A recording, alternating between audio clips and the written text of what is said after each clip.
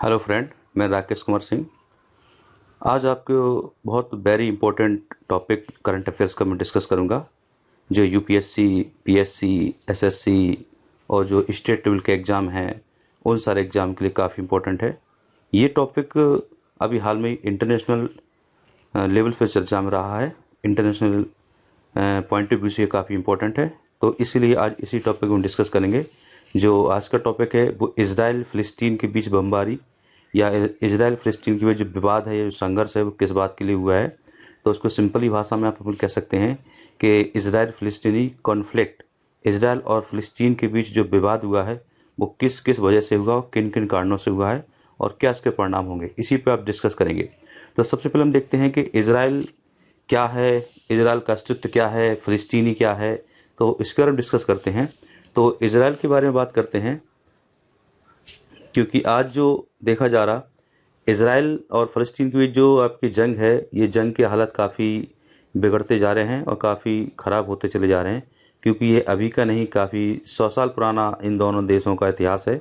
वैसे अगर देखा जाए तो ये स्वतंत्र रूप से एक राज्य हैं, देश नहीं है, लेकिन इजराइल को कई अंतर्राष्ट्रीय स्तर पर देशों द्वारा कई एक देशों ने राज्य के रूप में इसको मान्यता दी है, लेकिन फ़लस्तीनी अभी भी राज्य है, इसको देश के रूप में मान्यता प्रदान नहीं की है। इजराइल को सबसे पहले जो मान्यता का जो सपोर्ट दिया है वो आपके अमेरिका द्वारा दिया गया। अमेरिका ने इजराइल को एक तरह से राज्य के रूप में और देश के रूप में उसको मान्यता प्रदान की है आपकी।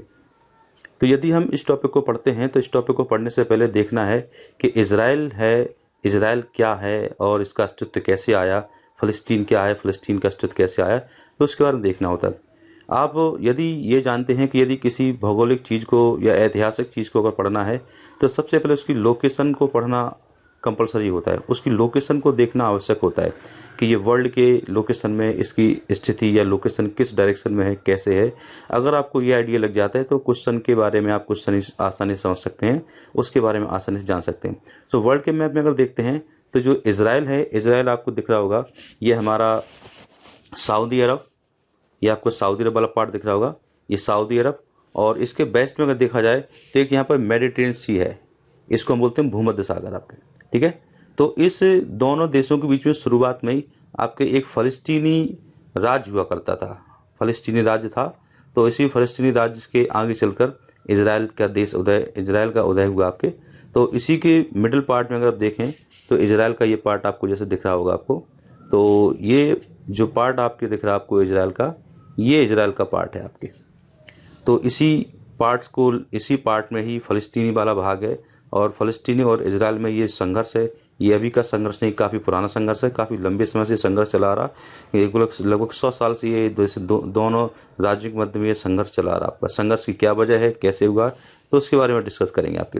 तो सबसे पहले हम अगर देखते हैं, लोकेशन देखते हैं कि इजराइल की जो लोकेशन वो किस आधार पर है।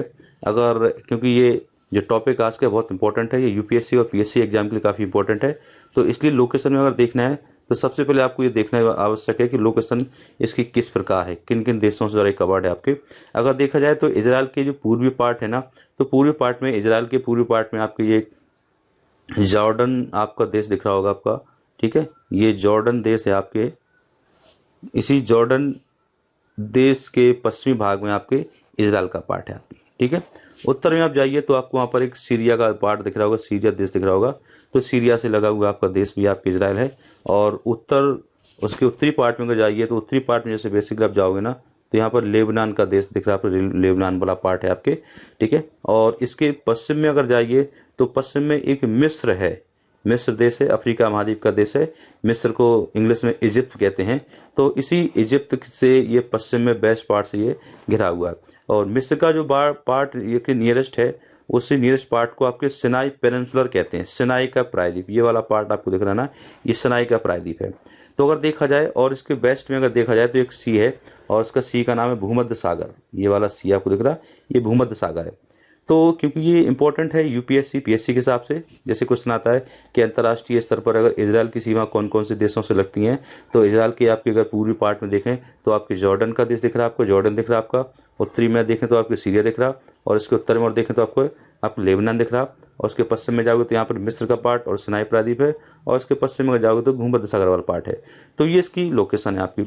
इस लोकेशन के आधार पर देखना होता है कि कौन कौन सा देश इसकी सीमाओं को स्पर्श करता है।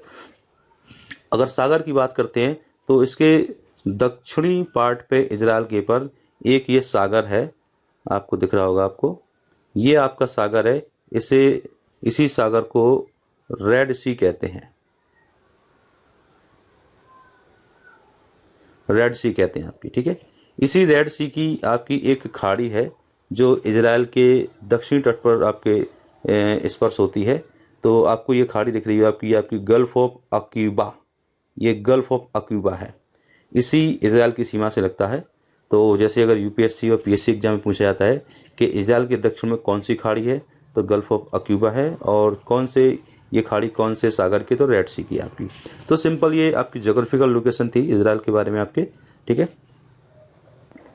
अब अगर हम देखते हैं इजराइल, जो आज इजराइल है, इजराइल का अस्तित्व कैसे आया कैसे नहीं आया, तो अगर हम इसकी हिस्टोरिकल पॉइंट ऑफ व्यू से देखते हैं तो इजराइल का शुरुआत में ही लगभग 1947 के पहले या 19वीं शताब्दी के मध्य तक इजराइल नाम का कोई ऐसा देश नहीं था।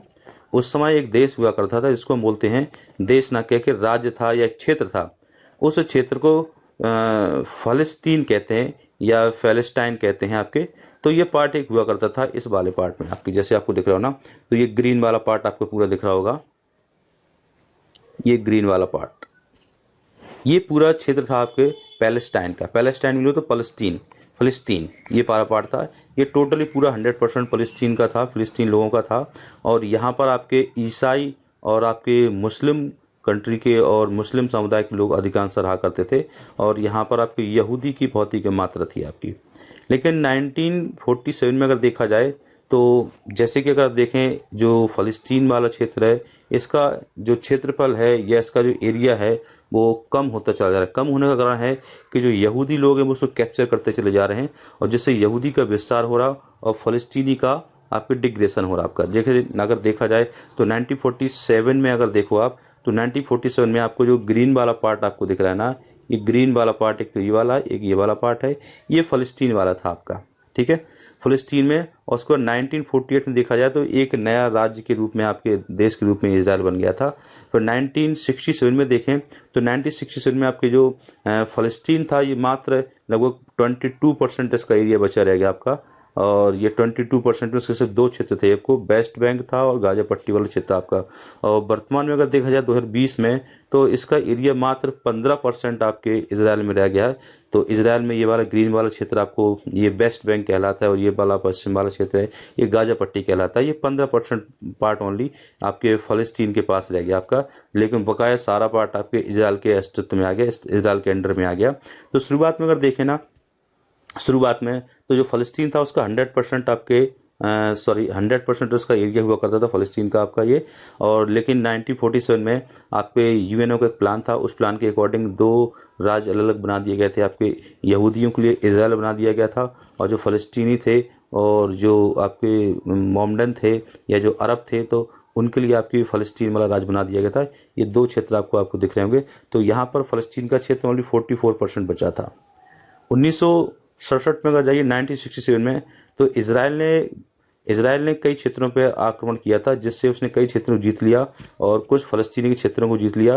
तो जिसके बाद अगर 1967 देखें तो फलस्तीन का पार्ट मान लो 22% बचा रह गया आपका। उसके बाद जैसे अगर देखें तो वर्तमान में अगर देखा जाए तो ओनली 15% पार्ट आपके इसके अधीन आता आपके फलस्तीन के अंतर्गत, बकाया पूरा इजराइल ने कैप्चर कर लिया आपका। तो ये तो सिंपल उसकी लोकेशन थी आपके,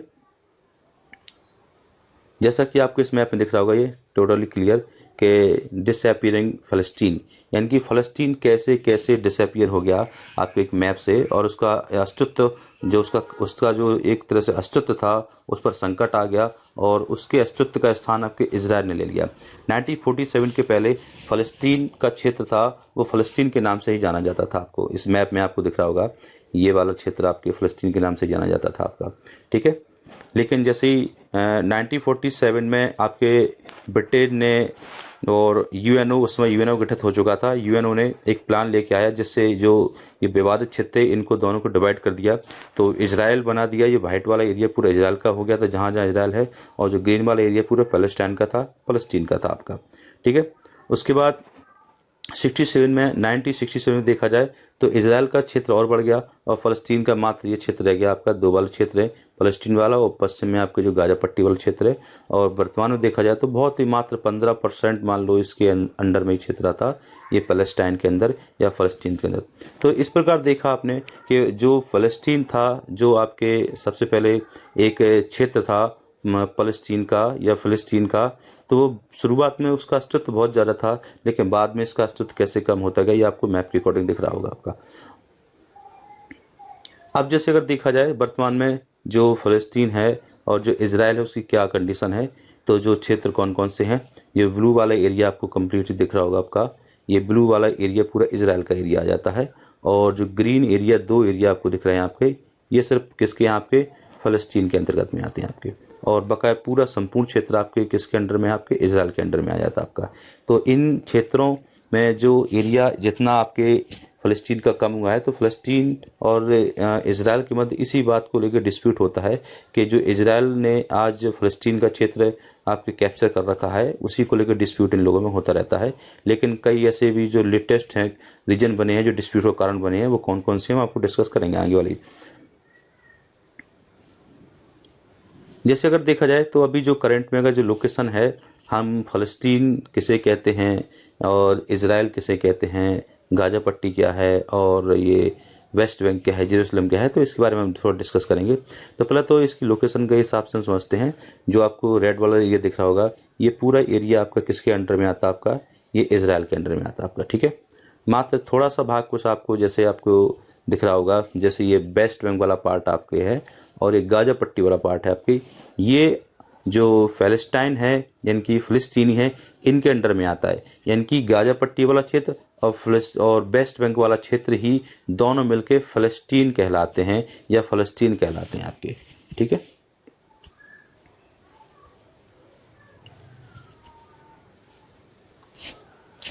इसमें जैसे आज जो चर्चा का कारण बना है, जैसे कई क्षेत्रों में जो विवाद का कारण है, तो लोकेशन के आधार से या कई क्षेत्रों पर ऑक्यूपाइड करने के कारण ही विवाद बना है।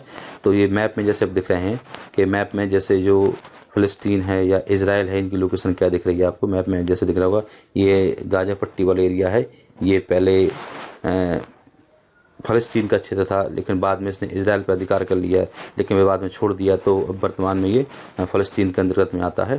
और ये वेस्ट बंगाल क्षेत्र आपके, ये पहले जॉर्डन का क्षेत्र हुआ करता था, लेकिन इजराइल ने इसको जीत लिया था। तो यहाँ पर अधिकांश जो निवासी हैं वो आपके जो देखा जाए मोमडन आपके और अरब देश के निवासी यहाँ पर ज़्यादा हैं, अरब ज़्यादा हैं, तो इसीलिए आपके ये क्षेत्र को आपके वेस्ट बैंक के नाम से आपके जाना जाता है आपका।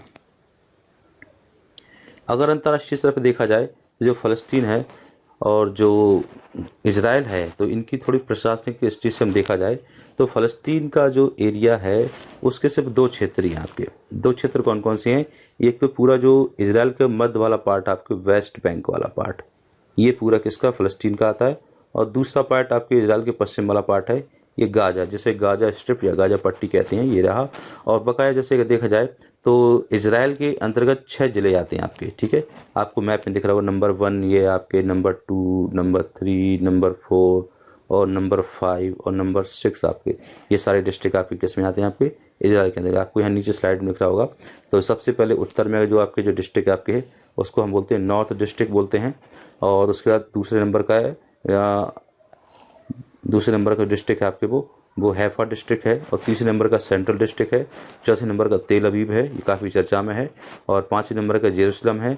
और छठे नंबर का साउदर्न डिस्ट्रिक्ट है आपके। ये 6 डिस्ट्रिक्ट आते हैं किसमें, आपके इजराइल वाले पार्ट में। आपके इजराइल के पार्ट के जैसे अगर देखना चाह रहे, इसको अध्ययन करना चाहते हैं, तो सिंपली हम अध्ययन करने के लिए आज हमने आपको एक महत्वपूर्ण आपके टॉपिक डिस्कस किया है। इसमें कैसे कैसे इसका अध्ययन करेंगे, तो इस टॉपिक में जो विवाद का कारण रहा है, डिस्प्यूट रहा है या जो कॉन्फ्लिक्ट रहा है, वो किन किन कारणों से रहा।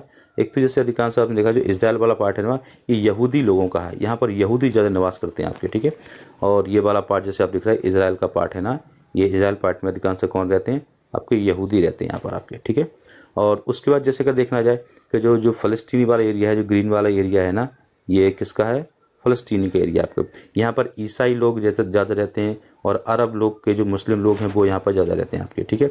और इसी एरिया को अगर देखा जाता है ना, तो इसी एरिया को, ये जो वाला पार्ट दिख रहा है आपको, इसको हम वेस्ट बैंक भी कहते हैं आपके। क्या बोलते हैं?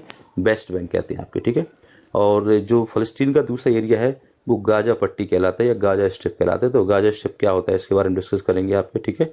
और अभी हाल में आपने देखा होगा कि जो फ़लस्तीनी और इसराइल में जो विवाद हुआ है, तो विवाद का शुरुआत जो किसने की है? वो हमास ने किया आपके। हमास एक आपके चरमपंथी आतंकवादी संगठन माना जाता है, जिसने गाजा पट्टी पर नियंत्रण कर रखा है। गाजा पट्टी से ही अपनी सारी गतिविधियां संचालित करता है। उसके बारे में देखें, जेरूसलम। जेरूसलम भी काफ़ी चर्चा में रहा है। ये आपके मध्य वाला पार्ट आपके इधर देख रहे हो आपको, ये वाला पार्ट आपके, ये जेरूसलम वाला पार्ट है आपकी। तो ये भी चर्चा में, इसके बारे में हम डिस्कस करेंगे आपके। उसके बाद Sheikh Jarrah. Sheikh Jarrah top, ये शेख जर्राह एक शहर है जो जेरूसलम के उत्तरी क्षेत्र में रहता है या उत्तरी क्षेत्र में इसकी अवस्थित है। इसके बारे में डिस्कस करेंगे क्योंकि ये सारे पॉइंट हैं आपके विवाद के कारण ही है, और इन्हीं कारणों से कुछ न कुछ विवाद उत्पन्न हुआ है, वो कैसे हुआ बताएंगे। और उसके बाद जैसे आप देखोगे आपके कि एक और क्षेत्र आपको दिख रहा है आपको, अल अक्सा मस्जिद। अल अक्सा मस्जिद भी आपके विवाद का कारण आपके रही है, जिससे कि दोनों देशों में कुछ विवाद हुआ है। उसके बारे में डिस्कस करेंगे आपके। अल अक्सा मस्जिद के बारे में अगर जानना चाहते हैं तो आप देखते हैं ये मुस्लिमों का तीसरा पवित्र स्थल है। जैसे कि आपने देखा दुनिया में मुस्लिमों का सबसे पवित्र स्थल है मक्का पहला, दूसरा मदीना और तीसरा आपके अल अक्सा। ये सबसे इम्पोर्टेंट आपके माना जाता है मुसलमानों के लिए आपके। और उसके बाद एक चर्चा में और रहा तेल अवीव। ये तेल अवीव क्षेत्र है, ये भी चर्चा में रहा। तो इन सारे पॉइंटों को आज हम क्या करेंगे? डिस्कस करेंगे। तो मैप के माध्यम से डिस्कस करते हैं। सबसे पहले हम देखते हैं जो लोकेशन आपकी कैसे कहाँ पर है। तो मैंने आपको पहले से ऑलरेडी मैप दिखा दिया था, उसके बारे में हम देखते हैं आपके। तो सबसे पहले हम देखते हैं इजराइल क्या है और इजराइल का जो शुरुआती इस अस्तित्व कहाँ से आया। तो सबसे पहले इजराइल की भौगोलिक स्थिति देखते हैं आपके। इस बारे में कोई ज़्यादा आपको मालूम नहीं होगा, मैं बता देता हूँ आपको। तो इजराइल में 6 डिस्ट्रिक्ट हैं। 6 डिस्ट्रिक्ट मैंने आपको पहले बताया था। जो नंबर 1 आपको दिख रहा है ना, तो नंबर 1 जो इसका नाम है, ये जो इजराइल का डिस्ट्रिक्ट इसका नाम है, ये आपको दिख रहा होगा नंबर 1। ये आपके नंबर 1 आपको दिख रहा होगा, इसका नाम है नासरत। उसका नंबर 2 आपको उसी नीचे दिख रहा होगा, तो इसका नाम है हाइफा। उसका नंबर 3 आपको दिख रहा होगा, तो इसको हम बोलते हैं रामल्ला या रामला। और नंबर 4 है, नंबर 4 आपको दिख रहा होगा, ये तेल अवीव है आपके। नंबर 4 कौन सा आपका है? तेल अवीव है आपके, तेल अवीव आपके है। और नंबर 5 आपको दिख रहा होगा, ये आपको बीच में दिख रहा होगा, जेरूसलम है आपके है। सॉरी जेरूसलम नहीं आपके, हाँ ये सॉरी जेरूसलम है आपके नंबर 5। और नंबर 6वां जो नीचे आपको सबसे नीचे दिख रहा होगा, ये नंबर 6वां नंबर का है, ये बेसौरबा है, बेसौरबा है। तो ये आपके 6 डिस्ट्रिक्ट आपके इजराइल में आते हैं, और इन्हीं डिस्ट्रिक्ट आपके इन्हें मिलकर पूरा इजराइल आपको बना है। और कैसे इनका विवाद हुआ, कैसे हुआ, तो पहले लोकेशन समझ लेते हैं, उसके बारे में आपको बताएंगे विवाद का कारण क्या था आपका। जैसे अगर देखा जाए तो शुरुआत की बात करते हैं।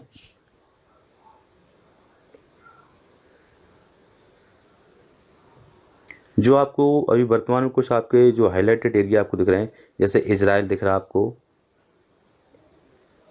इजराइल आपके ये वाला पार्ट दिख रहा होगा आपको, इजराइल वाला, ये चर्चा में आपके रहा है।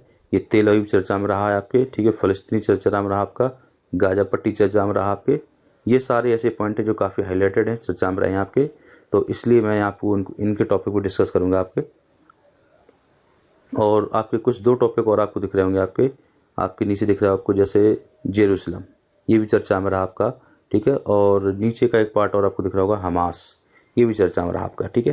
तो इन सब की और डिस्कस करेंगे जो आपके एग्जाम के लिए काफ़ी इंपॉर्टेंट है, क्योंकि जो क्वेश्चन बनते हैं वो इन्हीं से बनेंगे और आपको जानकारी के लिए काफ़ी महत्वपूर्ण भी आपकी है। तो सबसे पहले हम इजराइल और फ़लस्तीन के बारे में देखते हैं क्या था। तो ये आपको रेड वाला एरिया आपको दिख रहा होगा, ये पूरा रेड वाला एरिया आपका, तो ये फ़लस्तीनी का एरिया है आपके, ठीक है। जो मैंने आपको मैप में बताया था कि जबकि पूरे पहला क्षेत्र इनका ही था, लेकिन धीरे धीरे फ़लस्तीनियों की संख्या कम होती गई, फ़लस्तीनियों का क्षेत्र भी कम होता गया। तो जैसे थोड़ा सा क्षेत्र बता आपका, इसी के बारे में आपको बता देते हैं आपके, क्योंकि शुरुआत में जो था वो अस्तित्व में था, वो कौन था? फ़लस्तीनी था। तो जैसे कि आप लिख रहे हो नंबर 1 नंबर वन पे, यानी कि देखो मैंने नंबर 1 लिखा है, इसको इसलिए नंबर 1 लिखा है क्योंकि इस पर जो क्षेत्र था शुरुआत में फ़लस्तीनी था आपका, ठीक है। उसके बाद अगर देखा जाए तो फ़लस्तीन का जो क्षेत्र है ना, वो गाज़ा पट्टी और वेस्ट बैंक, गाज़ा पट्टी और वेस्ट बैंक से ही ये दो क्षेत्र क्या है आपके मिलकर बना होता है, कौन सा? फ़लस्तीनी का क्षेत्र आपके, ठीक है। और इस फ़लस्तीनी क्षेत्र पर जैसे कोई स्पेशली कोई गवर्नमेंट नहीं है, लेकिन स्वतंत्र रूप से यहाँ पर जो कुछ चरमपंथी होते हैं या मुस्लिम समुदाय के लोग होते हैं, उनके द्वारा यहाँ पर शासन प्रशासन का कंट्रोल किया जाता है। जैसे माना जाता है कि कुछ आतंकवादी संगठन जैसे यहाँ पर हैं, एक यहाँ का आतंकवादी संगठन हमास है, वो यहाँ पर क्या करता है, इसको कंट्रोल करता है फ़लस्तीनी को। इसके साथ देखा जाए तो फ़लस्तीन जो अगर है तो वहाँ पर अधिकांश आपने देखो फ़लस्तीन में तो जो आपके मुस्लिम और ईसाई फ़लस्तीन में आपके ज़्यादा रहते हैं।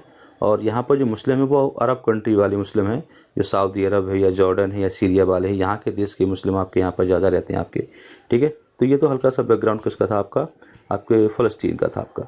अब हम देखते हैं आपके किसको, इजराइल को। ये इजराइल के पूरे 6 प्रशासनिक ज़िले हैं आपके, तो उन्हीं के बारे में थोड़ा सा हम आपको डिस्कस कर देते हैं आपके, ठीक है। जैसे अगर देखा जाए तो 1948 में आपको दिख रहा होगा ये आपका 1948 में इजराइल स्वतंत्र रूप से अस्तित्व में आ गया आपका। इजराइल की जो स्थिति आपको दिख रही हो आपकी, ये भूमध्य सागर के पश्चिमी भूमध्य सागर के पूर्वी भाग में आपको देखने को मिल जाता है। जैसे अगर आपको मैप की लोकेशन देखेंगे तो उसमें आपके जो भूमध्य सागर है, तो भूमध्य सागर का पूर्वी भाग है, पूर्वी भाग के क्षेत्र में आपको यहाँ पर दिखता है कि इजराइल की स्थिति मिल जाती है आपकी। क्षेत्रफल इसका 22,072 किलोमीटर ओनली क्षेत्रफल है। जनसंख्या 8,92,000 के समथिंग जनसंख्या है। और उसकी राजधानी है जो आपकी जेरूसलम है, जबकि इसकी जो आर्थिक राजधानी है वो तेल अवीव है। इसकी प्रशासनिक राजधानी जेरूसलम है। और इजराइल में अधिकांश आपने देखा होगा तो ईसाई, यहूदी और मुस्लिम तीनों समुदाय के यहाँ पर व्यक्ति निवास करते हैं आपके। तीनों समुदाय या तीनों धर्म के व्यक्ति यहाँ पर रहते हैं आपके।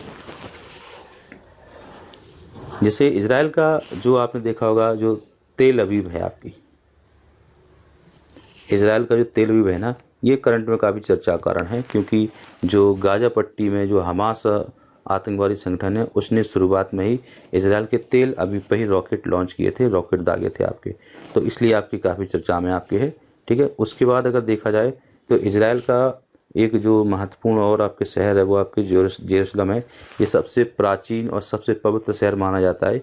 ये आपकी इजराइल की प्रशासनिक राजधानी भी, इजराइल का सबसे बड़ा शहर भी है, और इजराइल की सबसे जनसंख्या यहाँ पर निवास भी करती है। और इस शहर में तीनों समुदाय के धर्म के व्यक्ति यहाँ पर निवास करते हैं। यहूदी रहते हैं, ईसाई रहते हैं और मुस्लिम रहा करते हैं आपके। तो इसलिए ये काफ़ी सेंसिटिव एरिया है, तो काफ़ी सेंसिटिव आपकी जगह मानी जाती है। और इस जेरूसलम पर आपके इजराइल के और फ़लस्तीन दोनों अपना अपना अधिकार जताते हैं कि हमारी राजधानी है। तो इसी कारण इनका विवाद भी बना हुआ आपका। तो ये तो इजराइल के बारे में था आपका, ठीक है। अब जो चर्चा में रहे आपके कौन से पॉइंट हैं वो हम आपको बता देते हैं आपके। जैसे आप देख रहे हैं आपके बीच में, हेलो आपको दिख रहा होगा, ये आपको दिख रहा है बीच में गाजा पट्टी। ये गाजा पट्टी का भी चर्चा में रहा आपके, क्योंकि शुरुआत जो विवाद की जो वर्तमान में हुई है आपके, वो यहीं से हुई, इसी गाजा पट्टी से विवाद का कारण हुआ। और इसी विवाद के कारण से आज जो इनकी स्थिति इतनी बिगड़ी हुई है वो इसी वजह से बिगड़ी है आपकी। जैसे अगर देखा जाए जो गाजा पट्टी है, तो गाजा पट्टी के बारे में आपको थोड़ा बताते हैं। ये यहाँ पर गाजा पट्टी जो है वो फ़लस्तीनी चरमपंथी गुट हमास कार्यरत है। हमास एक आतंकवादी संगठन भी माना जाता है या फ़लस्तीनी चरमपंथी संगठन माना जाता है, जो इस एरिया पर जिसने अपना नियंत्रण बना रखा है या इस एरिया पर अपने कब्जा बना रखा है। तो यहीं से ये सारी गतिविधियां कंट्रोल करते हैं और यहीं से आपकी जो फ़लस्तीन या वेस्ट बैंक को सपोर्ट भी करते हैं, क्योंकि ये अपनी स्वतंत्रता के लिए लड़ाई लड़ रहे हैं। क्योंकि इजराइल ने इनके क्षेत्र को अधिकांशतः ऑक्यूपाइड कर लिया, कैप्चर कर लिया, इसलिए आपके इस चरमपंथी दल के व्यक्ति क्या करते हैं, अपने आप को स्वतंत्र घोषित करना चाह रहे हैं और इजराइल से अपनी शुरू जो कब्जा की गई ज़मीन है उसको छुड़ाने में ये हमेशा प्रयासरत रहते हैं आपके। तो जो अभी हाल में चर्चा में हुआ है वो हमास ने ही क्या किया, गाजा पट्टी से इजराइल पर रॉकेट लॉन्च किए थे आपके। ठीक है, तो जो गाजा पट्टी है इसी पर एक चरमपंथी संगठन है हमास, उसका नियंत्रण है। और इस पर उसने जैसे देखा जाए तो हमास ने इस गाजा पट्टी पर 2007 से ही कंट्रोल कर दिया था। तो 2007 से ही क्या किया उसने, यहीं से कंट्रोल किया आपका। ठीक है, अब इसकी शुरुआत कैसे हुई, जैसे अगर देखा जाए तो हमास ने, अगर आपने देखा करंट में देखा जाए तो हमास ने जो इजराइल पर 1050 रॉकेट बम आपके या रॉकेट इसने लॉन्च किए, रॉकेट छोड़े यहाँ पर। और जिसमें से 850 आपके जो रॉकेट है ना वो सीधे इजराइल के तेल अवीव शहर है या इजराइल के और भी कई महत्वपूर्ण शहर है उन पर जा गिरे। और 200 कुछ आपके रॉकेट ऐसे थे जो इजराइल की एक आपके iron Dome anti defence missile system थे, उसने इनको नाकाम कर दिए, जिससे कि ये इजराइल पर गिरे नहीं, जिससे कि वो रास्ते में ही समाप्त हो चुके थे आपके। तो ये तो सिंपल सा हमास था, इसके बारे में आपको नहीं बताया आपका। ठीक है, उसके बाद जो एक और इजराइल का जो मध्य भाग है, मध्य भाग में सबसे इम्पोर्टेंट आपके शहर है वो आपके कौन से, जेरूसलम शहर आपकी। ठीक है, जेरूसलम शहर है। इस शहर में सबसे इम्पोर्टेंट चीज़ है कि इस शहर में तीनों समुदाय के व्यक्ति रहते हैं और तीनों समुदाय के व्यक्तियों की अपनी महत्वपूर्ण और बहुत पवित्र स्थल यहाँ पर स्थित हैं। जैसे आपने देखा होगा कि इजराइल के जो पार्ट में ही जेरूसलम है, जेरूसलम में ही आप देखते हैं तो टेम्पल ऑफ माउंट आपको दिख रहा होगा कि टेम्पल ऑफ माउंट ये आपके इजराइल में आपके जेरूसलम शहर में स्थित है, काफ़ी इम्पोर्टेंट है आपके। और ये यहूदियों का सबसे पवित्र स्थल माना जाता है। यहाँ पर यहूदी ज़्यादा रहते हैं, लोग मानते हैं कि यहाँ पर ईसा मसीह के बारे में कुछ इम्पोर्टेंट मानते हैं। और इसके साथ ही साथ जैसे अगर देखा जाए तो यहीं पर जेरूसलम में एक आपके हरम अस शरीफ है, ये आपको दिख रहा होगा हरम अस शरीफ। हरम अस शरीफ है, ये मुस्लिमों का सबसे पवित्र स्थल माना जाता है आपके।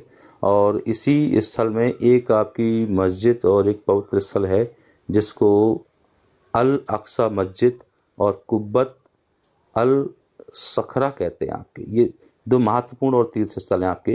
तो ये मुसलमानों के लिए काफ़ी इंपॉर्टेंट माने जाते हैं। मुसलमानों के लिए सबसे ज़्यादा इम्पोर्टेंट है वो आपके है अल अक्सा मस्जिद, क्योंकि ये दुनिया का तीसरा ऐसे पवित्र तीर्थ स्थल है जो मुसलमानों के लिए काफ़ी महत्वपूर्ण माना जाता है। दुनिया का जैसे पहला जो पवित्र तीर्थ स्थल मक्का है, दूसरा मदीना है और तीसरा अल अक्सा मस्जिद है जो जेरूसलम में स्थित है आपकी, काफ़ी चर्चा में आपकी थी, ये विवाद के कारण था आपका। तीसरा पॉइंट जैसे आप देखें ईसाइयों का मानते हैं, ईसाई यहाँ पर भी रहते हैं, ईसाइयों को क्षेत्र यहाँ भी है। तो ईसाई लोग, इनका ऐसा मानना है कि ईसा मसीह ने यहाँ पर धार्मिक उपदेश दिया था। ईसा मसीह ने क्या किया था, यहाँ पर धार्मिक उपदेश दिया था, तो इसलिए उनके लिए काफ़ी महत्वपूर्ण माना जाता है। और ईसा मसीह को यहीं पर सूली पर लटकाया गया था, ईसा मसीह को यहीं पर सूली पर लटकाया गया था, तो इसलिए ये उनके लिए भी काफ़ी इंपॉर्टेंट माना जाता है आपका। ठीक है, और इसके साथ ही साथ एक चीज़ और आपने कहा होगा कि यहाँ पर ईसा मसीह दोबारा प्रकट हुए थे। तो ईसा मसीह के प्रकट होने के कारण ही ये लोग उनको पवित्र मानते हैं, क्षेत्र को पवित्र मानते हैं। तो इसलिए जेरूसलम है ये तीनों क्षेत्र, तीनों समुदाय के व्यक्तियों के लिए काफ़ी महत्वपूर्ण धार्मिक स्थल माना जाता है। तो धार्मिक दृष्टि से काफ़ी महत्वपूर्ण माना जाता है आपका। उसके बाद जैसे अगर देखा जाए तेल अवीव, आपको चाम दिख रहा हो तेल अवीव आपके चौथे नंबर का जो आपके चौथा आपके यहाँ इजराइल का जो ज़िला है तेल अवीव, उसी ज़िले में आपके ये चर्चा में आपको जैसे कि दिख रहा होगा तेल अवीव, ये नंबर का तेल अवीव। तो इसी तेल अवीव पर गाजा पट्टी ने रॉकेट छोड़े थे, काफ़ी रॉकेट छोड़े, लगभग 1000 के समथिंग यहाँ पर रॉकेट छोड़े आपके, और जिससे कि इजराइल के तेल अवीव पर और अन्य क्षेत्रों पर भी गिरे थे आपके। ठीक है, तो ये इजराइल की आर्थिक राजधानी के रूप में इसकी पहचान आपकी तेल अवीव की आपकी। उसके बाद जैसे आप दिख रहे हो तो एक पॉइंट और काफ़ी इंपॉर्टेंट है आपके, ये आपके है शेख जर्राह, ये आपके जेरूसलम है, जेरूसलम के उत्तरी क्षेत्र में स्थित शेख जर्राह है। तो शेख जर्राह भी काफ़ी इंपॉर्टेंट है, यहाँ पर फ़लस्तीनी और कुछ आपके इजरायली व्यक्ति भी रहते हैं। तो क्योंकि अभी जो हाल में विवाद का कारण हुआ, ये विवाद जहाँ शुरू हुआ वो इसी क्षेत्र से उत्पन्न हुआ, इसी वजह से उत्पन्न हुआ, कैसे हुआ वो भी आपको बताएंगे आपको। इसके साथ साथ मैं आपको और कुछ इंपॉर्टेंट फैक्ट बताता हूँ जो एग्जाम के लिए काफ़ी इंपॉर्टेंट है। जैसे आपने देखा होगा, जैसे क्वेश्चन आ जाता है अधिकांश कि इजराइल कौन से सागर पर स्थित है। तो सिंपल सा आपको क्वेश्चन यूपीएससी आईएएस के एग्जाम में आता है। तो इजराइल जो है, इजराइल के जो पश्चिमी तट पे आपके सागर है वो आपके भूमध्य सागर या मेडिटेरेनियन सी कहलाता है आपका। काफ़ी इंपॉर्टेंट है आपकी। और ये थोड़ा और हम डीप चलते हैं तो इस भूमध्य सागर मेडिटेरेनियन सी की खास विशेषता होती है कि यहाँ पर CS प्रकार की जलवायु पाई जाती है। CS प्रकार की जलवायु ऐसी जलवायु होती है जहाँ पर ग्रीष्म काल में वर्षा नहीं होती है और वर्षा जो होती है वो आपके शीत काल में होती है। यहाँ पर ग्रीष्म ऋतु का अभाव होता है, शीतकाल में वर्षा होती है और ठंडे खट्टे रसदार फलों की जलवायु प्रसिद्ध ज़्यादा होती है। ठीक है। और अगर देखा जाए तो भूमध्य सागर ये काफ़ी इंपॉर्टेंट हो गया। और जो दूसरा, जैसे आकर आपके एग्जाम में क्वेश्चन बनता है तो ये इसी से रेफरेंस में आपके है कि जो लाल सागर है, लाल सागर में कौन सी नहर बनाएगी आपकी। तो लाल सागर में जो नहर बनाएगी सुएज कैनाल बनेगी आपकी। कौन सी कैनाल बनेगी? सुएज कैनाल आपकी। ये इंपॉर्टेंट है आपकी। और इंपॉर्टेंट के साथ साथ ये आता है कि सुएज कैनाल को या सुएज नहर को कौन कौन से बंदरगाहों से जोड़ा गया। तो सुएज नहर के उत्तर में एक बंदरगाह, उसको बोलते हैं सईद पोर्ट है, उसको बोलते हैं सईद। और आपके दक्षिण में उसको बोलते हैं सुएज। यहाँ से बहुत इंपॉर्टेंट क्वेश्चन आता है कि सुएज नहर के उत्तर में यानी कि सुएज नहर के नॉर्थ में कौन सा बंदरगाह है। तो पोर्ट सईद है। और दक्षिण में आपके साउथ में कौन सा बंदरगाह है। तो सुएज बंदरगाह है आपकी। ये इंपॉर्टेंट है। यहाँ से क्वेश्चन एग्जाम में यूपीएससी आईएएस पीसीएस एग्जाम में ज़्यादा आता है आपका। ठीक है। उसके बाद एक क्वेश्चन और इंपॉर्टेंट है आपके जो एग्जाम में अधिकांश आता है। ये आपका देखा जाए, जैसे इजराइल और जॉर्डन की सीमा पर एक झील है। ये झील है, इसका आकार चूंकि बहुत बड़ा है तो सागर की भांति, इसलिए उसको सागर भी कह सकते हैं। इसका नाम है आपके डेथ सी, मृत सागर। मृत सागर यानी कि मृत सागर है आपकी। और ये जॉर्डन रिफ्ट घाटी में स्थित है। यानी कि ये क्वेश्चन यूपीएससी के लिए और बड़े बड़े एग्जाम के लिए इंपॉर्टेंट है। क्या कि डेथ सागर कौन सी वैली में स्थित है? जॉर्डन रिफ्ट सी आपकी, क्योंकि यहाँ से जॉर्डन नदी निकलती है, उसी में स्थित है आपकी। ये दुनिया की दूसरी सबसे अधिक लवणता वाली झील या सागर माना जाता है। दुनिया का सबसे अधिक लवणता वाली झील तुर्की की बोन झील है और दूसरे नंबर का है मृत सागर है। और इस मृत सागर में 342 ग्राम प्रति केजी लवणता पाई जाती है। यानी कि 1 किलोग्राम में 342 ग्राम यहाँ लवणता देखने को मिलती है। लवणता बोले तो खनिज लवण, sodium chloride, sodium manganese, sodium sulphate, ये ज़्यादा पाए जाते हैं। अगर परसेंटेज देखा जाए तो लगभग यहाँ पर 34.2% लवणता पाई जाती है। और ग्राम के हिसाब से देखा जाए 342.2 ग्राम यहाँ पर लवणता पाई जाती है। तो क्वेश्चन यहाँ से इंपॉर्टेंट हो गया कि डेड सी कौन से देशों के मध्य स्थित है। तो ये कौन सा है? इजराइल है आपकी। और ये कौन सा आपके है? जॉर्डन है आपकी। ठीक है। तो इन दो देशों के मध्य में आपकी ये डेड सी स्थित है आपकी।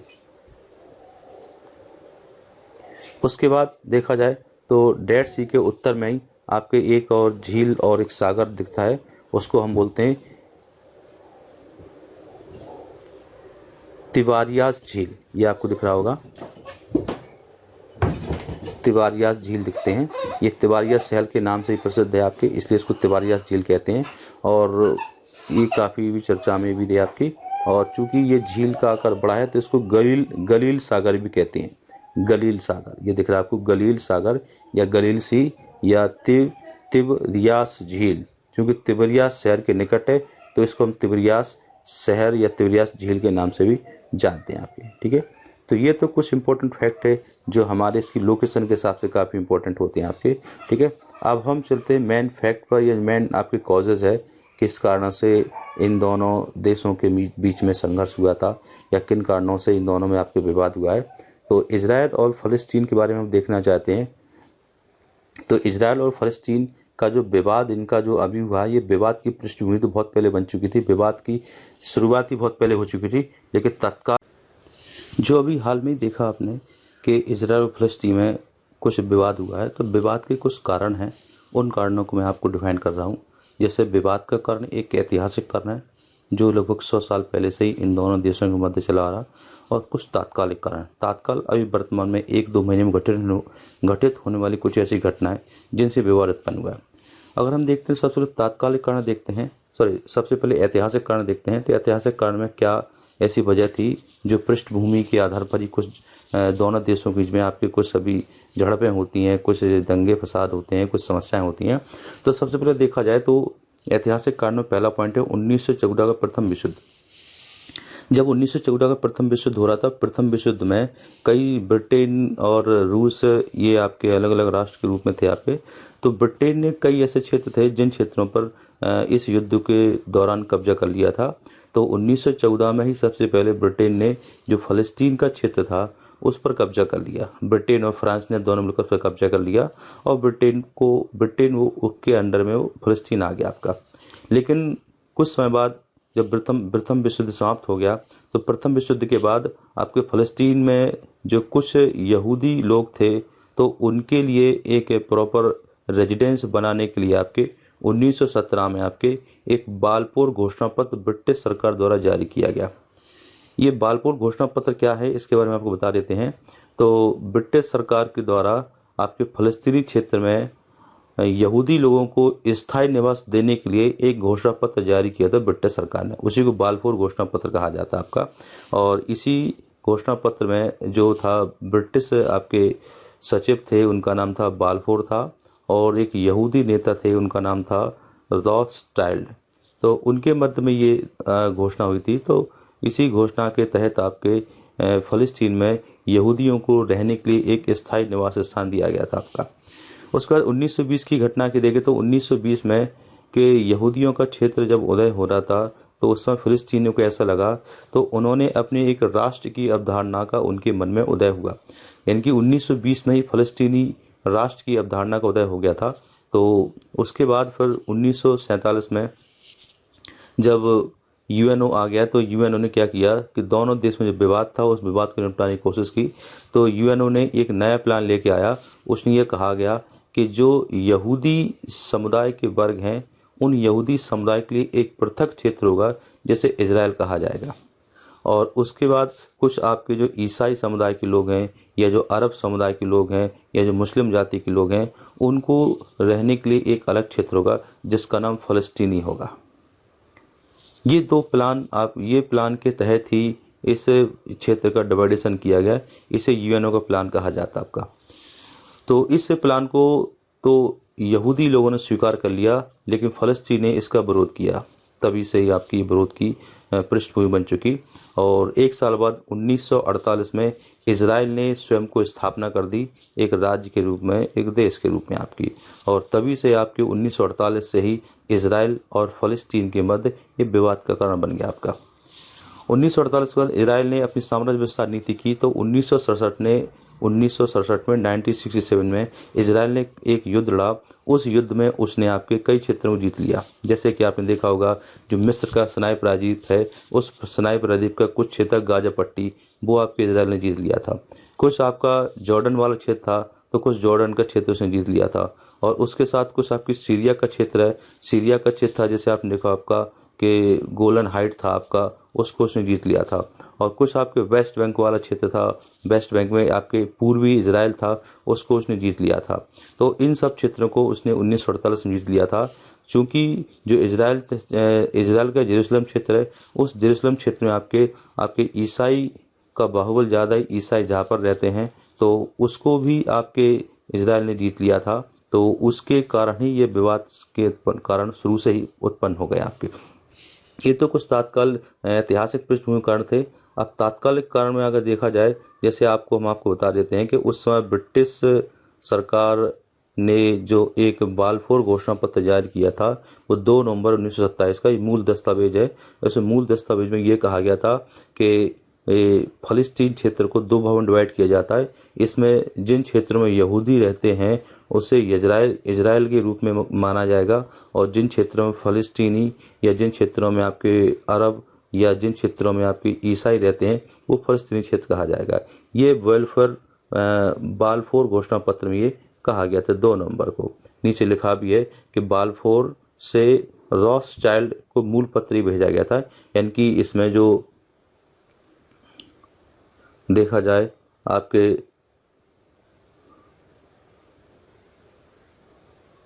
इसमें जो बालफोर थे ये ब्रिटिश सचिव थे।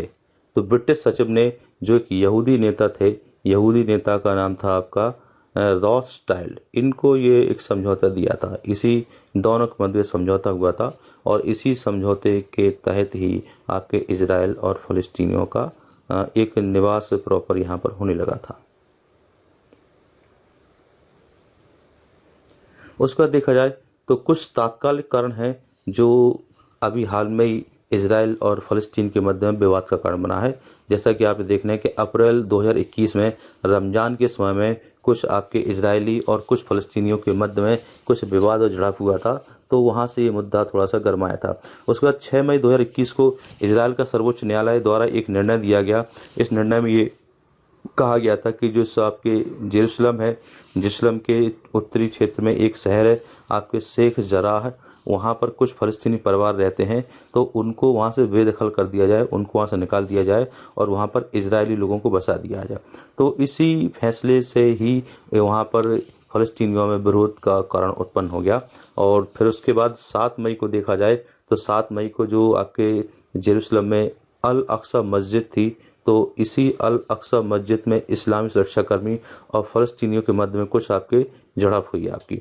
उसके बाद फिर देखा जाए 7 मई उसी दिन इजराइल सुरक्षाकर्मियों पर फ़लस्तीनियों ने कुछ पत्थर फेंके, जिससे इजराइल सुरक्षाकर्मी और आपरे में गुस्से में आकर उन्होंने इनके खिलाफ कार्रवाई की आपकी। 10 मई को देखा जाए तो 10 मई 2021 में इजराइल यरूशलेम विजय दिवस मनाता है और इसी विजय दिवस में ये इजराइल का जो शहर है जेरूसलम, उसमें एक मार्च निकालते हैं, एक यात्रा निकालते हैं और उस यात्रा का उद्देश्य होता है कि जेरूसलम को अपने पूरे इजराइल में विलय करना। तो ये ऐसे कुछ कारण, तात्कालिक कारण थे।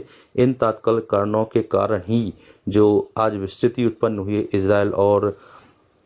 इजराइल और फ़लस्तीन के बीच में, ये मेन कारण उसके लिए जिम्मेदार माने जाते हैं। और सबसे ज़्यादा जिम्मेदार माना गया जो आपके शेख जर्राह वाला क्षेत्र था, ये ज़्यादा इम्पोर्टेंट रहा पर इन्हीं के कारण आपके विवाद उत्पन्न हुए। 10 मई की घटना के बाद फिर क्या हुआ कि जो गाजा पट्टी का क्षेत्र है, यहाँ पर हमास का नियंत्रण है।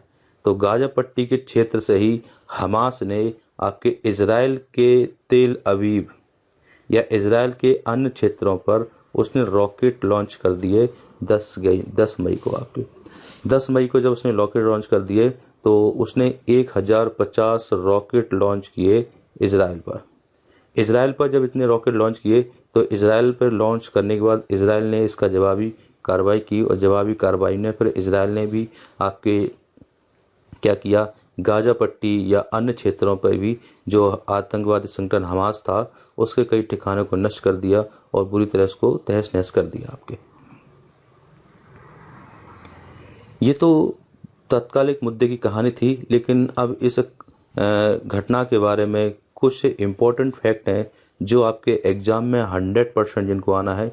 ये मोस्ट इम्पोर्टेंट फैक्ट है जो आपके IAS, PCS या रेलवे या SSC या अन्य किसी जो कंपटीशन एग्जाम है उसमें सबसे इम्पोर्टेंट फैक्ट के रूप में क्वेश्चन बनेंगे। वो क्वेश्चन कौन से बनेंगे मैं आपको डिस्कस करता हूँ यहाँ पर। सबसे पहले आपके क्वेश्चन बन सकते हैं, द गार्जियन न्यूज़पेपर कहाँ का है। तो जो इजराइल और हमास की जितनी भी वारदातें हुई उन सभी वारदातों को एक न्यूज़पेपर है द गार्जियन न्यूज़पेपर, उस न्यूज़पेपर में ज़्यादातर इन घटनाओं को प्रकाशित किया गया और ये ब्रिटिश न्यूज़पेपर है आपकी। ब्रिटिश न्यूज़पेपर में इन घटनाओं को दिखाया गया। उसके बाद एक अल जजीरा टीवी चैनल है, काफ़ी मोस्ट इम्पोर्टेंट है। कई सारे एग्जाम में, PCS एग्जाम में, UP PCS एग्जाम में और एग्जाम में आ भी चुका है। अल जजीरा क्या है? तो अल जजीरा एक अरब टीवी चैनल है और इस अरब टीवी चैनल पर ही जो फ़लस्तीनी की न्यूज़ होती है वो दिखाई जाती है और जो इजराइल फ़लस्तीनी संघर्ष था वो दिखाया गया था आपका। और अभी हाल में देखा जाए तो देश में या पूरे विश्व में एक महामारी के रूप में फैली जिसे बोलते हैं कोरोना। तो कोरोना बीमारी से निपटने के लिए उसका सबसे कारगर इलाज है वैक्सीनेशन। तो इजराइल एक ऐसा देश है जिसने अपने यहाँ पर 100% वैक्सीनेशन कर लिया आपके, यानी कि इजराइल दुनिया में पहला देश हो गया जिसने अपना 100% वैक्सीनेशन कर लिया है। ठीक है, ये इंपॉर्टेंट हो गया। उसके बाद अगर देखा जाए डिफेंस के अकॉर्डिंग तो Iron Dome anti defence missile system Israel के पास है। यदि कोई उसके पास इजराइल के ऊपर मिसाइल गिराता है तो इस सिस्टम के द्वारा उस मिसाइल को वहाँ पर गिरने से पहले इसको नष्ट कर दिया जाता है आपके। ये इंपॉर्टेंट आपके है आपके डिफेंस के अकॉर्डिंग आपके, ये सामरिक दृष्टि से काफ़ी इंपॉर्टेंट हो जाता है आपका। उसका देखा जाए तो वर्तमान में इजराइल के जो पीएम हैं, इजराइल के पीएम वर्तमान में बेंजामिन नेतन्याहू हैं। ये इजराइल के पीएम हैं। ये इजराइल के 5वीं बार बनने वाले पीएम हैं और इजराइल का जो पीएम होता है वो लगभग 4 साल के लिए चुना जाता है आपके। उसके बाद देखा जाए तो जो अगला इम्पोर्टेंट फैक्ट आपके एग्जाम में पूछ सकते हैं, इजराइल के राष्ट्रपति है रूबेन रिवलिन हैं आपके। ये राष्ट्रपति हैं, तो इनको जैसे जो राष्ट्रपति बनता है तो 7 साल के लिए बनाया जाता है आपको, ठीक है। उसके बाद अगर देखा जाए तो इजराइल की जो संसद है, इजराइल की संसद को हम आपके इजराइल की संसद का नाम है आपको नेसेट कहते हैं। ये इंपॉर्टेंट बहुत है, कई बार पूछा गया इजराइल की संसद को क्या कहा जाता है। और इजराइल का जो संविधान है वो एक लिखित संविधान नहीं है बल्कि अलिखित संविधान है, यानी कि वहाँ पर कोई लिखित संविधान नहीं है, सभी अपने परंपराओं के हिसाब से, कानून के हिसाब से चीज़ें चलती हैं, कोई लिखित कॉन्स्टिट्यूशन उनका नहीं है आपकी, ठीक है। इजराइल की अगर करेंसी देखी जाए तो मुद्रा देखी जाए, इजराइल की करेंसी मुद्रा का नाम है न्यू शेकेल। ये काफ़ी इंपॉर्टेंट है आपके।